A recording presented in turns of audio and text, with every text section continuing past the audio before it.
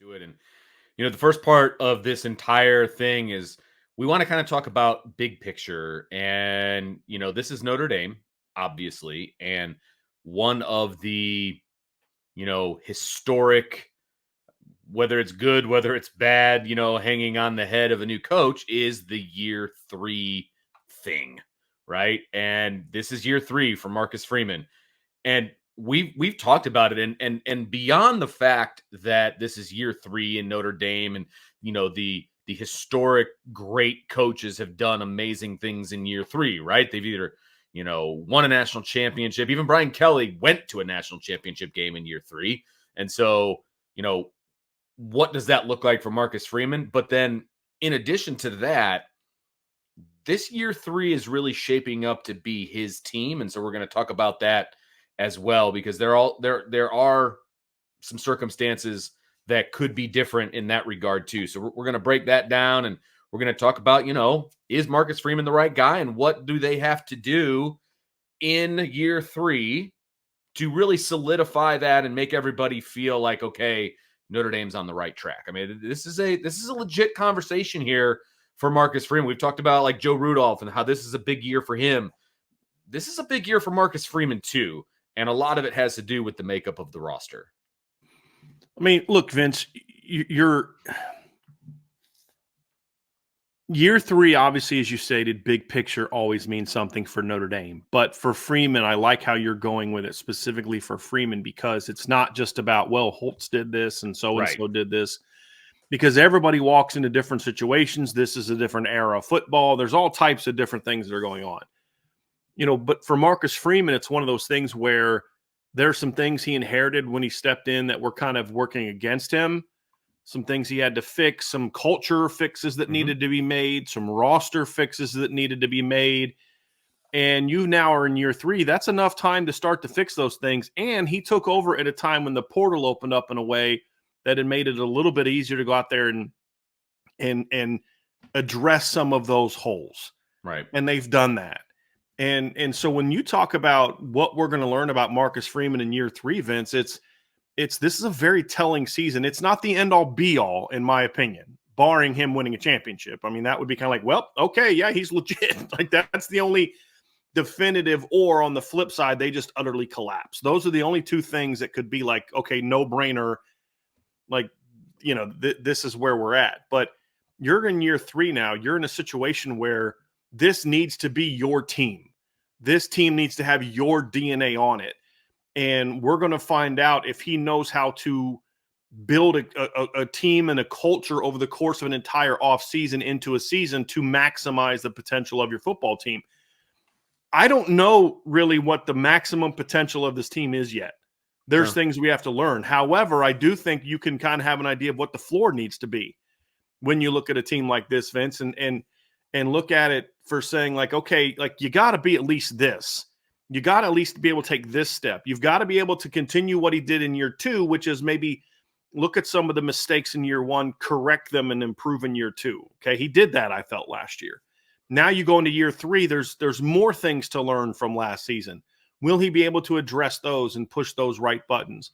You last year had a lot of new coaches on your staff, a lot of coaching turnover after year 1.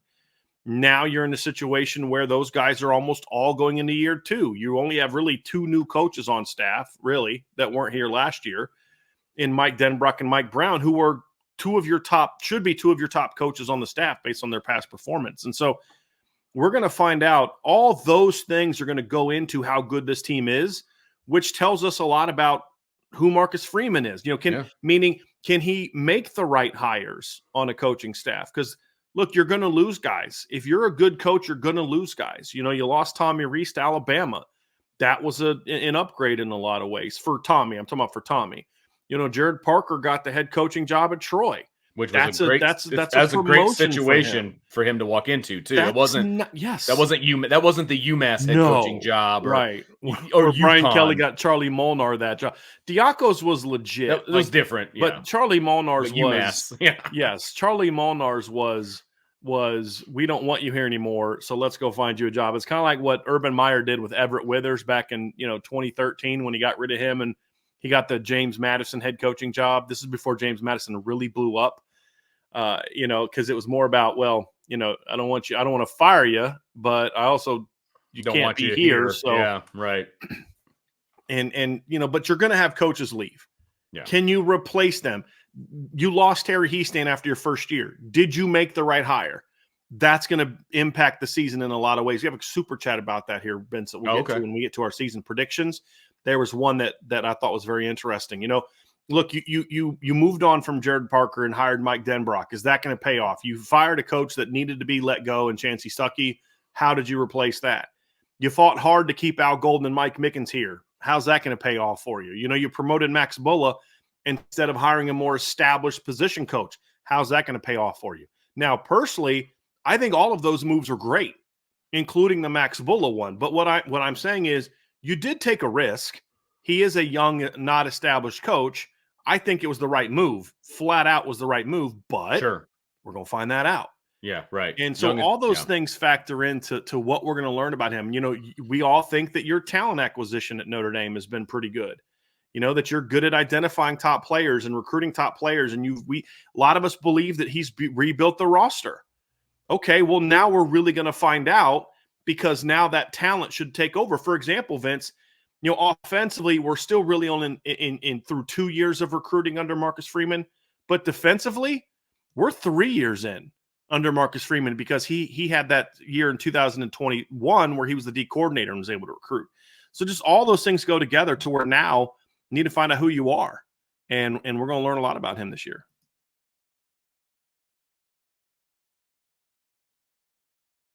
One of the things I talked with you about prior to the show, and how, it really does kind of line up for Marcus Freeman with this being his team and those kinds of things. And, you and I talked about, the recruiting and how just the makeup of this team and the guys that they're going to be counting on, they're Freeman guys. Like most of the Brian Kelly guys have either graduated or moved on or whatever the case may be. And while some of that is concerning to some fans, like, for example, the two backup tackles right now are both true freshmen, right? And so you've got, it's a youth movement.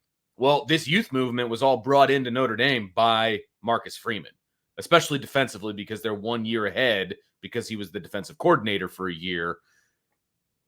These are his guys, right? So when you talk about, I think I saw a tweet yesterday about all of the snaps that the Notre Dame secondary has and how, they've got so many guys and all this stuff, these different things. Well, that's true, but 2 of those guys are transfers, right?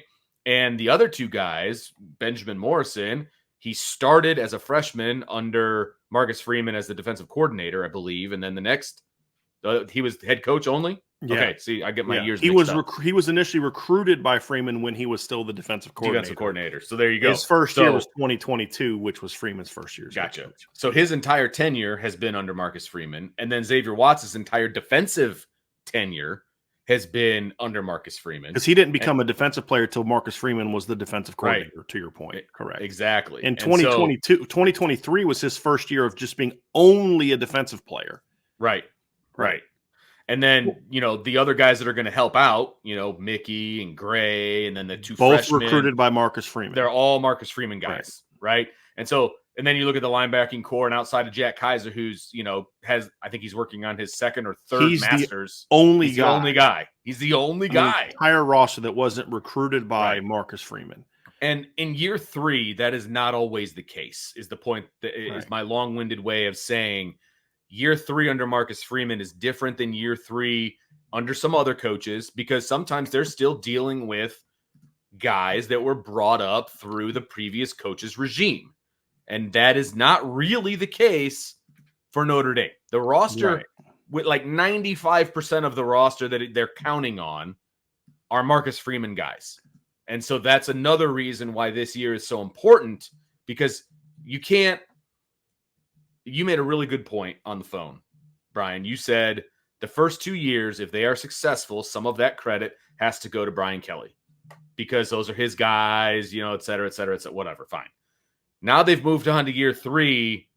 That's not really there. And there's the flip side to that too. You can't blame him anymore either.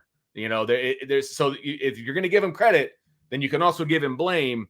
I don't really think you can get away with that in year 3 with this particular roster and the way things are made up. It's Marcus Freeman. Like, positively, negatively, this is Marcus Freeman's team. Well, I mean, in the other unique part about it too, Vince, when you look at it is, I mean, it's you can't blame Brian Kelly anymore if your roster is not where you need to be. Exactly. You also, you also, well, I wanted to reverse that. You're going to get the credit if you win. Whereas we talked about in the past, if you win in your first 2 years, Brian Kelly deserves a lot of the credit because he would have done a lot of things to build that team. But in year 3, look, you're getting most of the credit, but you also don't have that escape of, well, hey, we were inherited this. Now, here's the nice thing about it. Like, Vince, I mean, you know who my contacts are at Notre Dame, right? And you know their connections they have. Not once in all the conversations that I've ever had with anybody at Notre Dame have I ever had anyone there basically say it was, well, BK did this, or we're trying to overcome this from Brian Kelly, or we've got to do this to, because he did this, or any of those. Never, not once. Never used it as a built-in excuse. Never once. Right. And so you never heard of my guys versus his guys nonsense like we heard from Brian Kelly back in the day. But when I look at it, but that kind of puts more pressure or I should say leaves more unknowns. Because I'm actually looking at the 2021 team, for example, or 2012 team, Brian Kelly's third team. And you look at his roster, and there was a lot more of a Charlie Weis influence on that roster than you're going to have of Brian Kelly influence on this roster. And I was actually going through that, and it was actually kind of interesting when you compare that to the current team. It makes it very interesting to kind of compare those two things, Vince, because I'm actually doing the thing now. So like if you look at the starting offense in 2012 for Notre Dame, 8 of the 11 starters were Charlie Weis recruits. Okay. The only exceptions were Everett Golson, DeVaris Daniels, and Christian Lombard. Everybody else was recruited by Charlie Weis. Defensively, you had 5 Charlie Weis recruits, 5 Brian Kelly recruits, and 1 Tony Alford recruit. Because if you remember correctly, Tony Alford recruited Lewis Nix, who committed to Notre Dame when they didn't have a head coach, but he only ever played for Brian Kelly. Right. Okay. So over half your starters are guys that were recruited by, and most of them played a year under Kelly, under Charlie Weis. So like your running back room in 2012 was all guys that were recruited by and played for Charlie Weis in 2009. Sierra Wood, Theo Riddick.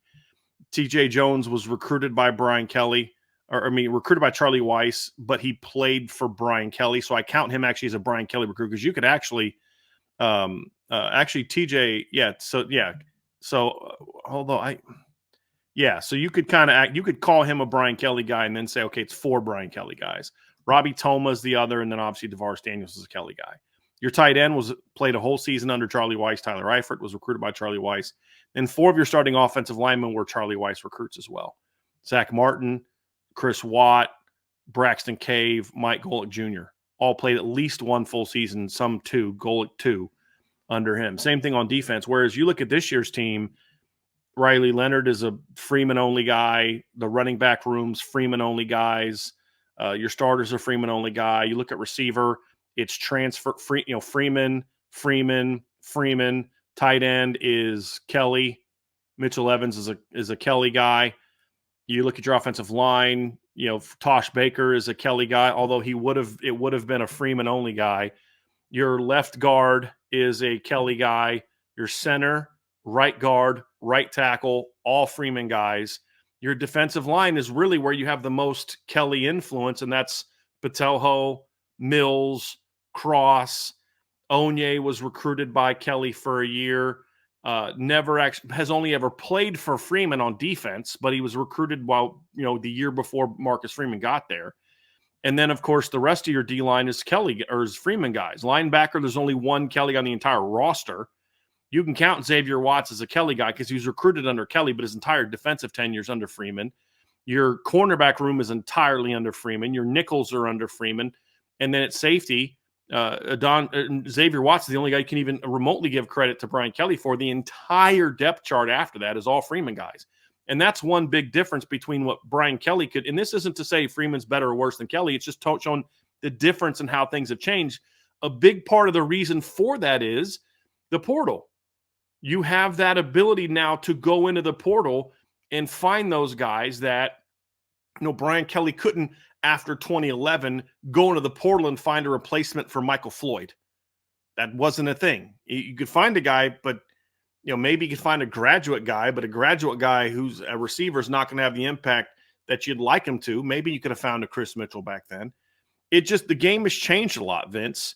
And there's now less, I would argue, patience, not just because of the times, but just because of the resources there. There's more patience now, or less patience now than there was then, because you also have the ability to do the portal. You can use NIL now.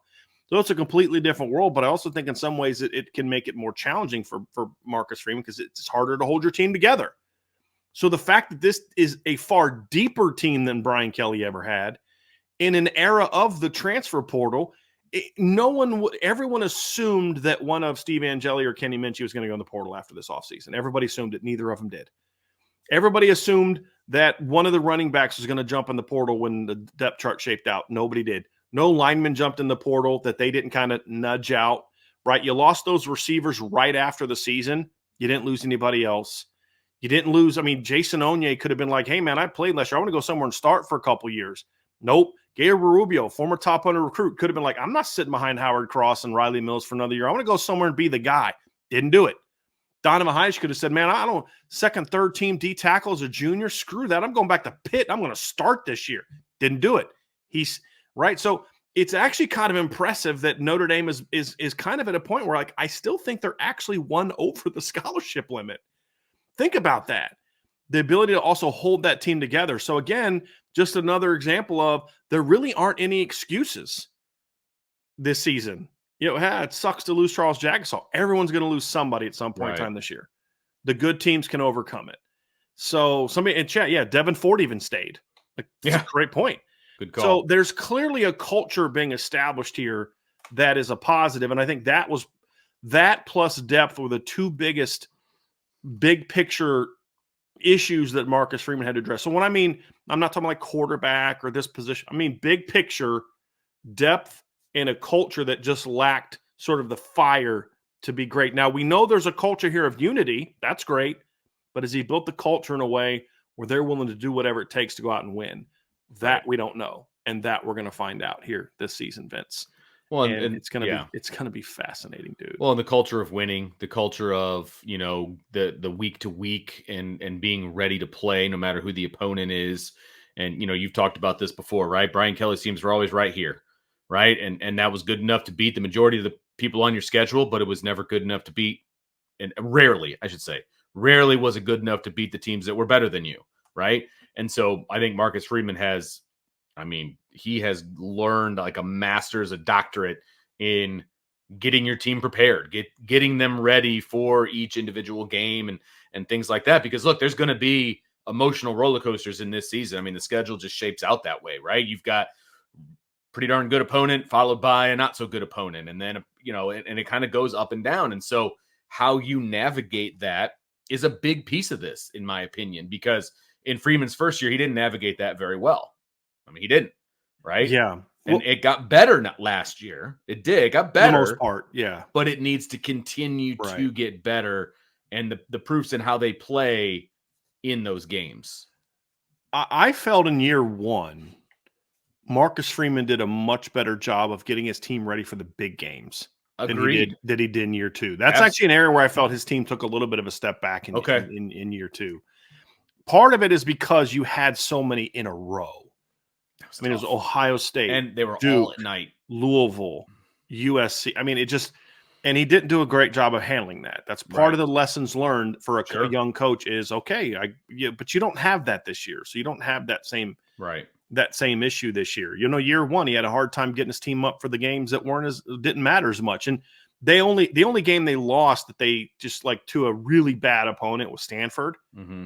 They lost to Marshall, who they should not have lost to. That's two teams that you lost to that were inferior to you, but one was good, one was bad. But they didn't play very well against UNLV, in my opinion. They didn't play with a lot of emotion. They just out-talented UNLV.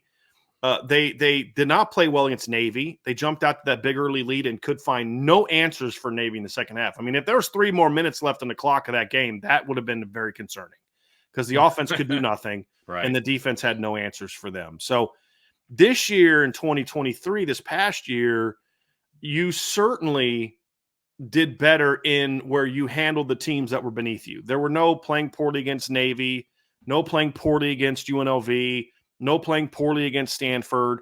Like the equivalent of Stanford in 2023, the equivalent of the 22 Stanford team is Pitt. 3-9 team, not real good, shouldn't scare you. Quarterback's not that great. And Notre Dame beat them by 51. Right. Beat the brakes off. Right. Yeah. Maybe you could point to Wake Forest as being a team like them, and they beat them 45-7. Right. What you didn't do as good of a job this year was being up for the big games. I think they had a hangover after Ohio State again against Duke. They were not mentally ready against Louisville. Some people have said they weren't ready for the Clemson game. I don't actually agree with that looking back. I don't think the issue was being mentally ready, emotionally ready. I think the issue was they didn't execute very well. They executed poorly. They didn't have answers for certain things. I think there were some coaching woes in that game that hurt them, like the whole, you can't run play action against a team that plays man coverage. Right? Wasn't that what which makes no sense. 0 sense. So now year 3, you've had some ups and downs as far as preparation week to week. This is a different type of schedule than he faced in past years. But there's also some similarities that we're going to find out how he learned from them. Look, you hopefully learned from losing to Ohio State in the opener. How does your team handle? And then you got to lose to Ohio State again in year 2. Are you going to be better prepared for having your team ready to mentally bounce back from a loss like that?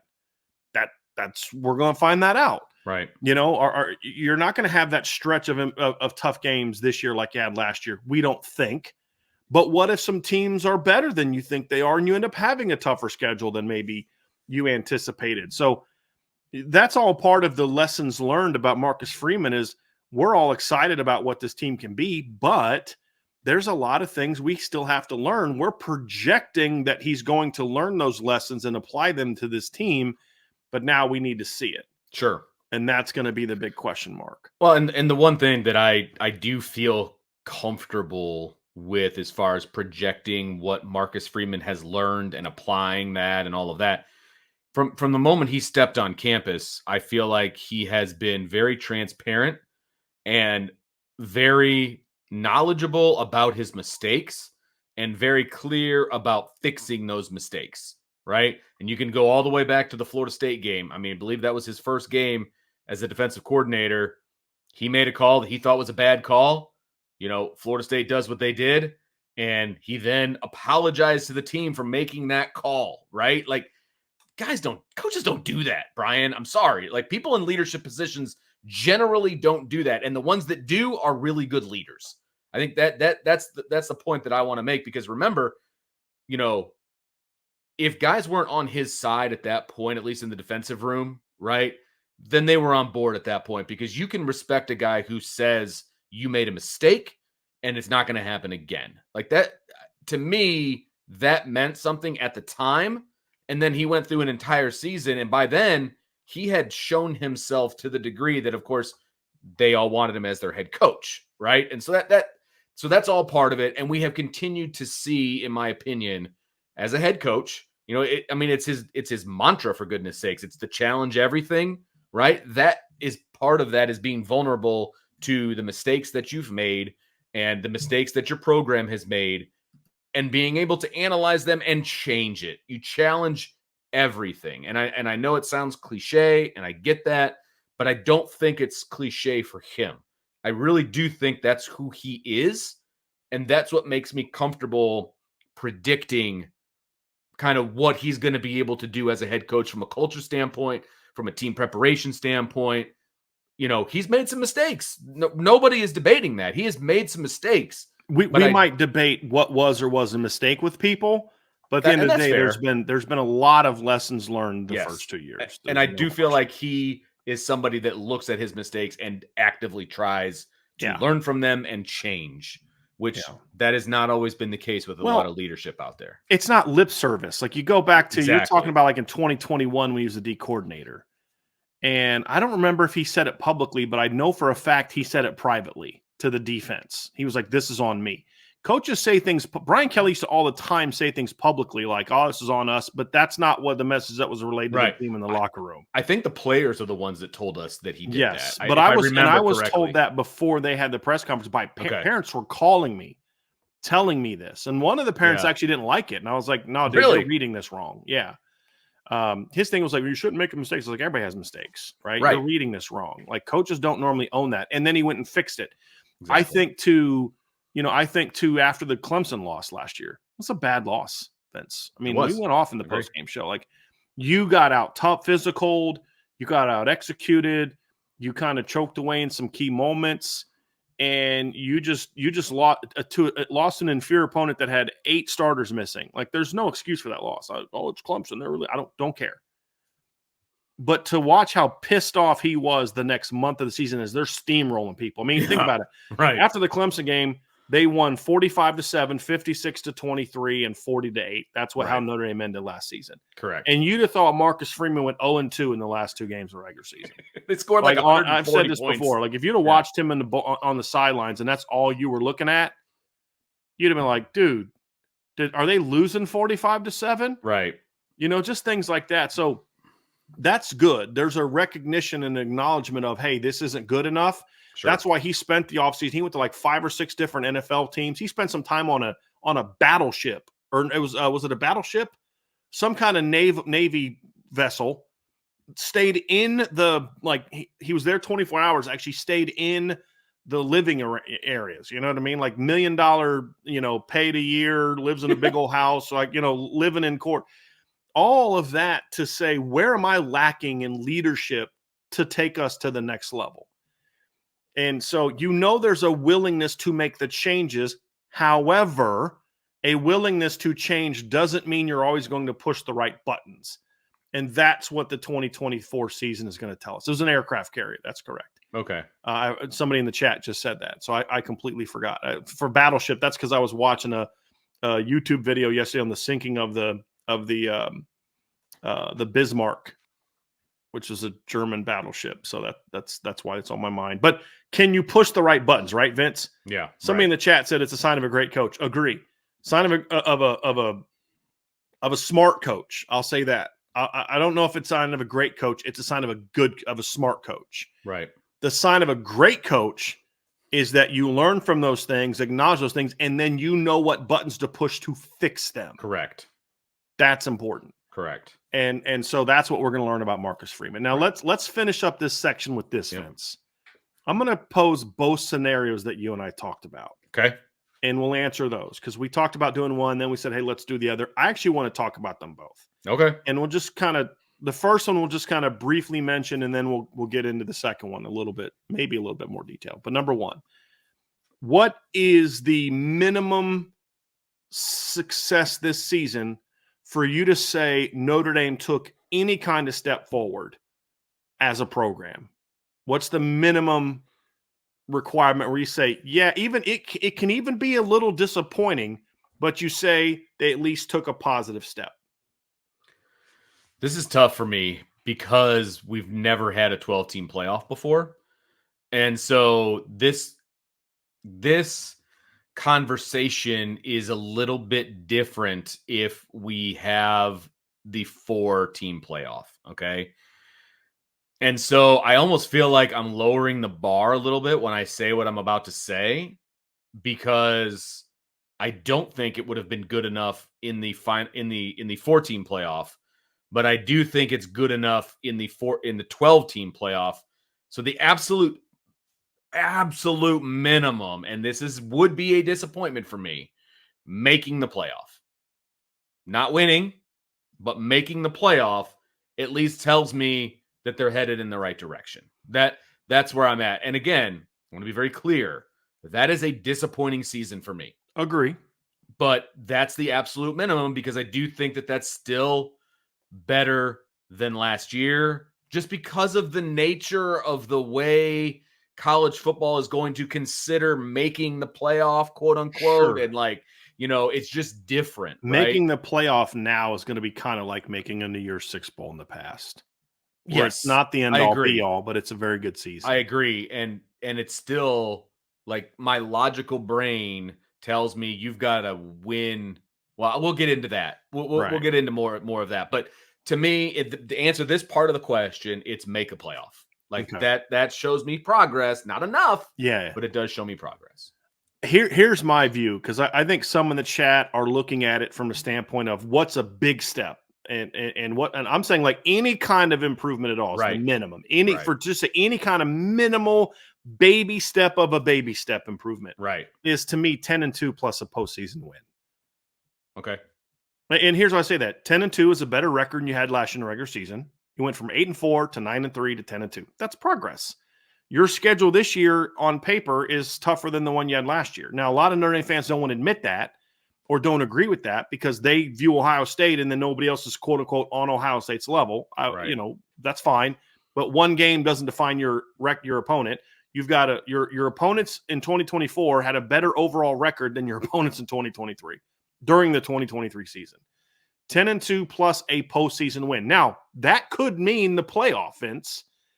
Right, because you've won your postseason game your first 2 years. So going 10-3 with a postseason loss doesn't really move the needle for me. Okay. And if you say, well, what if they're a 12 seed and they're on the road against a 5 seed? Well, you shouldn't have been a 12 seed. You know what I mean? Like that's kind of where I look at it. So if you're going to disappoint in the regular season and go 10-2, then you need to overachieve in the postseason. Does that make sense? It does. You can't underachieve in both. Well, here, let me pose this scenario to you. I am on the fence about, a lot of it's going to be out of Notre Dame's control, but like, where does the 10-2 Notre Dame team get sent? Are they in the playoff or are they in like a bowl game? Right. And so if it is a non-playoff game and it's just a bowl game, does that count for you? Yeah. That's why I said postseason win. Okay. All right. I just wanted to clarify. Playoff win. I just wanted to clarify. Because again, this is a baby step. Sure. It's not one I'm happy about. I'll be disappointed if this team goes 10-2 and doesn't make the playoff and wins. I mean, but you can't take steps back. Agreed. 10-2 with a postseason loss means you have the exact same record as you did last year. Sure.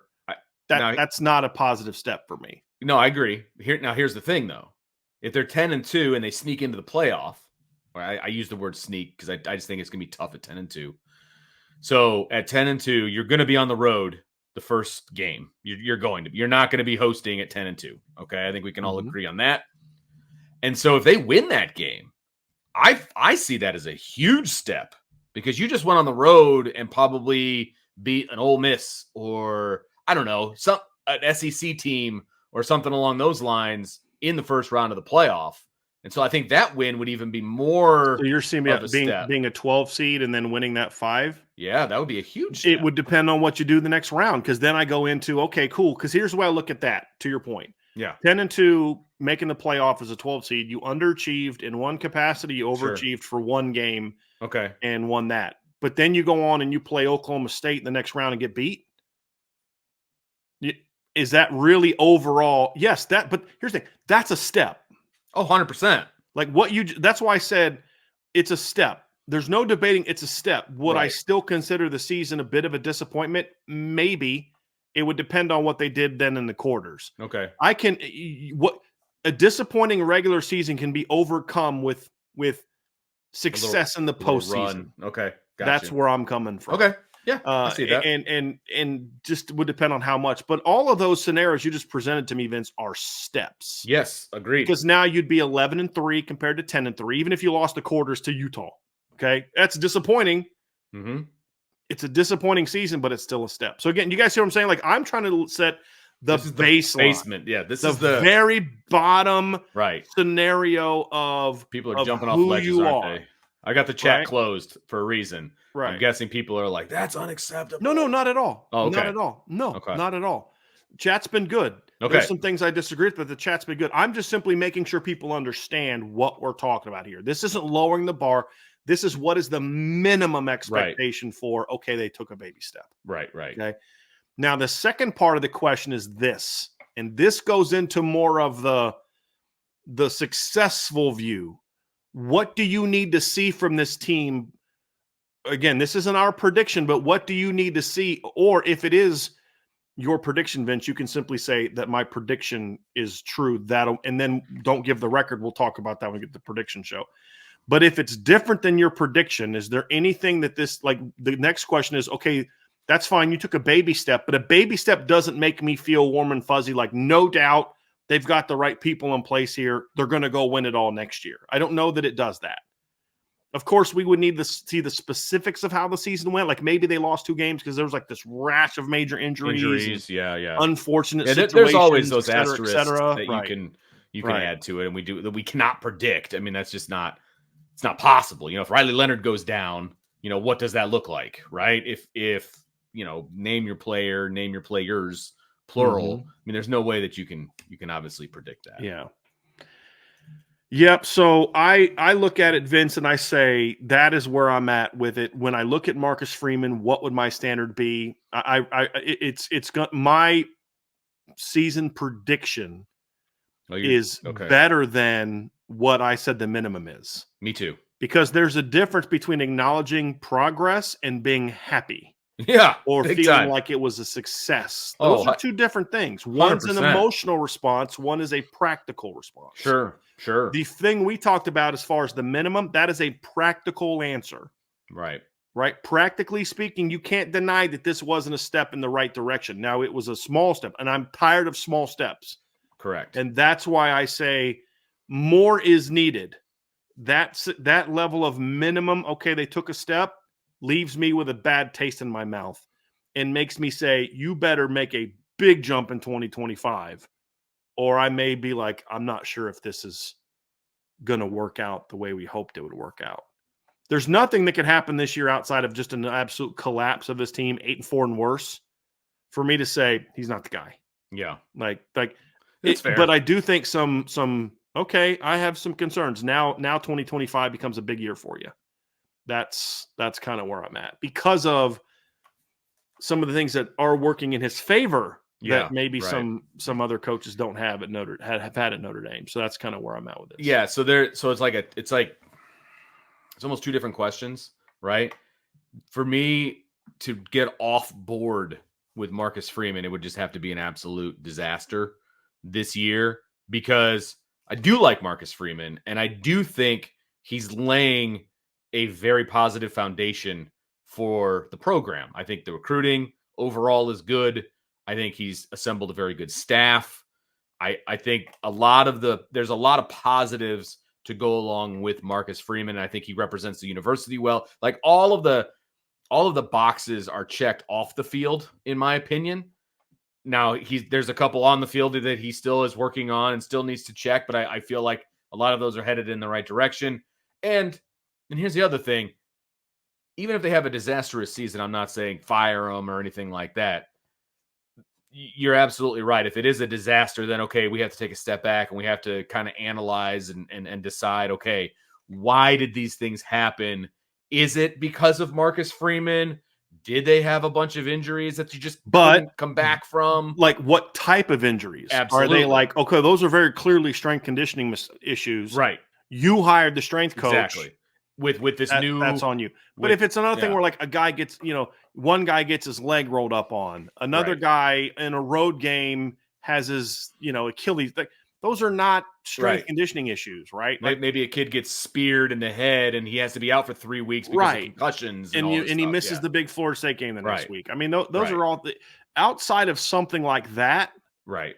I'm and again, I think the one area, Vince, in the chat where I think fans are still maybe having a different conversation than what we're having. Okay. is the difference between your emotional satisfaction and what we're talking about, practically speaking, being considered an improvement. And I get that. It is hard. Right? Like there's a discussion going on like, well, this year's schedule is harder than last year's. That's fine. We can agree to disagree on that. That's a fair conversation to have, because in one instance, we know what last year's teams were, because we can look back and look. I can't sit there and say, well, 13-1 Florida State's this year's better than Ohio State was last year, because I don't know how this year's version of Florida State's going to be. I know last year's version of Florida State was better than Ohio State. I don't know what that means this year. So there's some projection going on there, but there's not a difference in either direction for me to say, well, 10-2 is progress. Again, I'm not happy about it. I'm not satisfied by it, but it's progress depending on what you do in the postseason. Exactly. So those are the interesting aspects of this, Vince. And then also like what kind of losses, because one thing that Notre Dame has avoided under Marcus Freeman, I'm trying to think about this. So they lost Ohio State, Marshall, USC, Stanford, Louisville, Ohio State, Clemson. Outside of last year's Louisville game, none of those games were butt whoopings. Like only one of them was. They've largely avoided the embarrassing bad losses like that under Freeman. That has to continue this year as well if they lose. Sure. So competitive those things. And then the final thing is there's no individual game that's going to define this season. Agreed. Like what somebody asked, how will my opinion change if they lose to A&M? No, because if they lose to A&M and win their next 14 games, I'm not going to give a rip that they lost to Texas A&M. Just like if you're a Clemson fan in 2016, you're probably not in your feelings about, I still can't believe they lost to Pitt, because you don't care because they went and won the national championship. I don't give a rip about Pitt. Maybe that's the game you needed to galvanize the team and go out and win a championship. Right. The end result's what matters, right? Then you can look back and be like, okay, what did that game tell you about what's coming up? And so those are going to be the interesting aspects of what this is going to be, Vince. But if we're talking about that confirmation of, yes, he's the guy, then our predictions to me are the minimum of what he's going to be able to show this year. And we'll get into that. So that's why I wanted to do the both, because as I thought about the second topic, it's like, dude, I kind of think our predictions are going to be the answer to that question, which means we kind of have to give away our predictions in that segment. Yeah. That's why I wanted to kind of change it up a little bit and talk about that minimum, because regular season success needs to be improved, but the postseason success needs to be much better for me to sit back and say, okay, this is. But you need a modicum amount of success in the regular season in order to even have an opportunity for that postseason success. But like if they go 12-0, get the 5 seed, and then lose as to the 12 seed, that's a step. Yeah, but I'm just as disappointed as if they go 10-2. And they're the 12 seed and they win that game. I'm like, okay, you're 11-2 versus 12-1. Which one's better? The 11-2 is better because you won the games that truly mattered the most. Sure. And there's nothing that's going to matter more than the postseason games. So that's why I say is like, that's why I tied in the postseason success into, I didn't just say 10-2 is the minimum of success, because 10-2 and a postseason loss means you're no better than you were last year. Right. That's not progress. Yeah, but you had a better regular season. Yeah, but you had your first postseason loss. So it's not better. You did better in one area, worse in another. That is a disappointment, because stepping back, stagnating or regressing are the two things that I would consider failures about this season. You can't have either one of those. And that's where I'm coming from with this conversation. Sure. Is minimum of positive step has to entail both regular and postseason success, just because let's say the schedule is as soft as some people think that it is. Let's just say that it is. Does 12-0 with a loss to a 12 seed really give you the warm and fuzzies about, or is it just like, well, same old, same old? This is exactly what Bryan Kelly did. Right. Beat up on soft schedules and then go get your butts kicked in the postseason. Exactly. To a team ranked lower than you. That's not progress. That's not progress at all. It's not progress. Yeah. So, maybe progress compared to last season only, but even then, I still have my doubts about that. But of course, that would also be, but what if Florida State goes 14-1 and their only losses to Notre Dame? What if Texas A&M goes 11-1 and so there's always the caveats, but by and large, 12-0 in a postseason loss in your first round just does not scream, this is they're ascending championship, here we come. It's just, okay, maybe he's Bryan Kelly. Bryan Kelly did that a couple times. 12-0 regular season, 10-0 regular season, but then when they played a game that mattered, it was, you don't belong here. It was same old, same old. You don't belong here. Yeah. That's what That's what the Bama game in 2012 told us. That's what the Clemson ACC title game in 2020 told us. That's what the Bama game in 2020 told us, and that's what the Clemson game in 2018 told us. You don't belong here. Your program is not where these programs are. Right. And ultimately, that's the thing that I want to see different. That's going to do it for part one of today's discussion, Bryan, and a good one that it was, but there's plenty more where that came from, so make sure you guys stick around. In the meantime, hit the like button, the subscribe button, that notification bell, share with your family and friends, and, of course, jump on the boards.irishbreakdown.com, all kinds of intel and good stuff hanging out over there, and you'll never know unless you are a member, so make sure you hit it up, boards.irishbreakdown.com.